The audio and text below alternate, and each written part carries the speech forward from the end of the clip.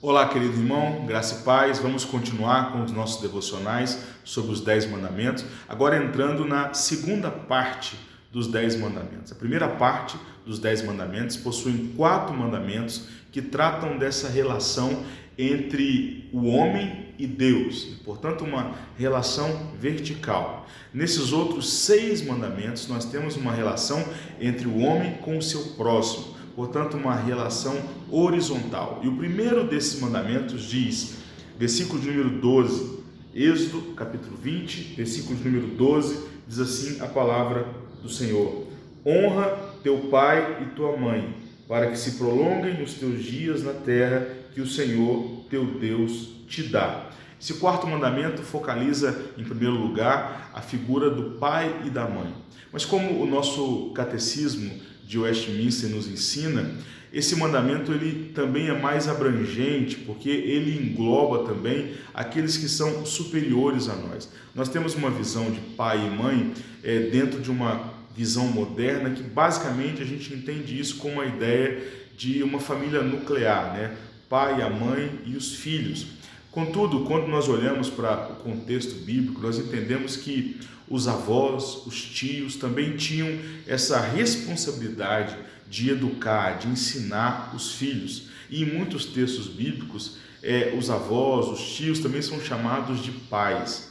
Também são chamados de pais os anciãos, aqueles que eram os mais velhos dentre o povo, que ensinavam as pessoas. Eram chamados de pai essas pessoas também. Então, essa aplicação de pai aqui e de mãe é uma aplicação um pouco mais ampla, que não diz apenas respeito ao pai sanguíneo, mas diz respeito àqueles que estão em posição de superioridade, posição de poder sobre nós. E é dito que nós devemos honrar estas pessoas.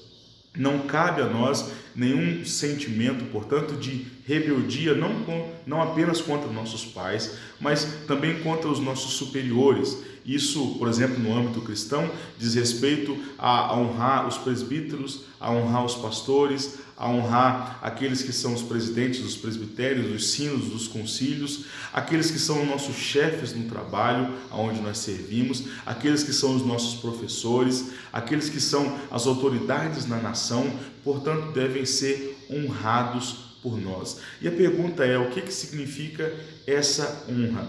A expressão honra aqui, ela é muito relacionada com uma outra expressão, que é a expressão glória.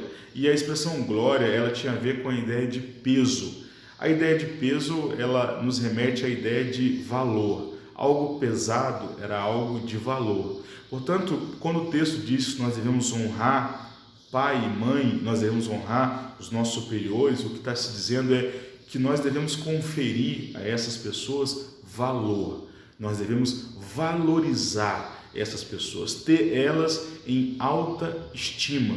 Isso é importante e o texto vai dizer para que se prolonguem os teus dias na terra. Há aqui um prolongamento deste mandamento e junto isso uma promessa. Depois lá em Efésios capítulo 6, quando Paulo vai voltar a falar sobre isso, ele fala, esse é um mandamento com promessa, ou seja, para aqueles que querem viver bem, para aqueles que querem viver mais, para aqueles que querem viver uma vida tranquila, honrar os superiores, os pais, a mãe, honrar o patrão, honrar os líderes espirituais, é uma bênção, é um mandamento que traz promessa sobre nós. Portanto, nós não temos, por exemplo, o lema, como os franceses tinham na época da Revolução, sem Deus, sem mestre. A ideia de que todos nós vamos encontrar a verdade por si só, todos nós vamos achar o nosso caminho, nós vivemos uma vida revolucionária, independente. Nós não fazemos isso. Mas há aqui uma ressalva. Nossos documentos de fé dizem que nós devemos obedecer aos homens desde que eles sejam fiéis às Escrituras. Porque o nosso princípio é que a Bíblia é a nossa única regra de fé e prática e ela é autoridade sobre todos nós. Nós devemos honrar pai e mãe, superiores, líderes de todas as formas, contudo, desde que eles sejam fiéis à palavra, desde que eles não levem a desobedecer a palavra, desde que eles não levem a ferir a nossa própria consciência na cumplicidade de algo errado. É isso que esse quinto mandamento, esse primeiro mandamento dessa segunda parte nos ensina. Vamos aprender a viver isso, nós devemos honrar, mas acima de tudo nós devemos usar a palavra como régua para aferir essa honra que nós damos aos nossos pais, aos nossos superiores. Deus abençoe você e toda a sua família. Vamos orar.